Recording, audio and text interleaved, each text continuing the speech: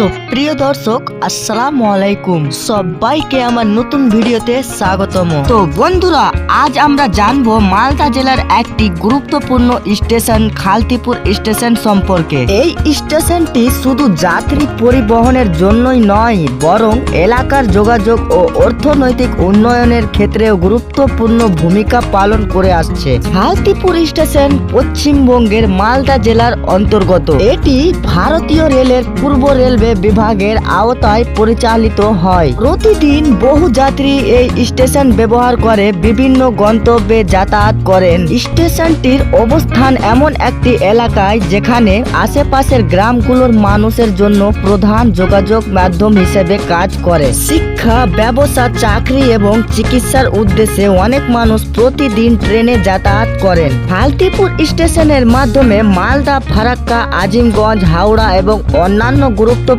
স্থানের সঙ্গে যোগাযোগ সহজ হয়েছে। ফলে এলাকার ব্যবসা বাণিজ্য এবং সামাজিক উন্নয়নের এই স্টেশনের অবদান উল্লেখযোগ্য।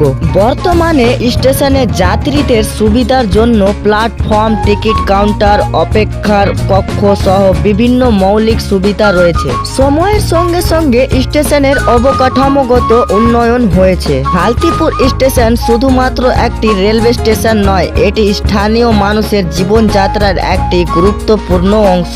প্রতিদিন হাজারো মানুষ যাতায়াতের মাধ্যমে এই স্টেশন এলাকার অর্থনীতি ও উন্নয়নের অবদান রেখে চলেছে। তো বন্ধুরা, খালতিপুর স্টেশন সম্পর্কে এই তথ্যগুলো কেমন লাগলো তা কমেন্ট করে অবশ্যই জানাবেন। আর ভিডিওটি ভালো লাগলে লাইক, শেয়ার এবং চ্যানেলটি সাবস্ক্রাইব করতে ভুলবেন না। ধন্যবাদ। সবাই ভালো থাকবেন, সুস্থ থাকবেন।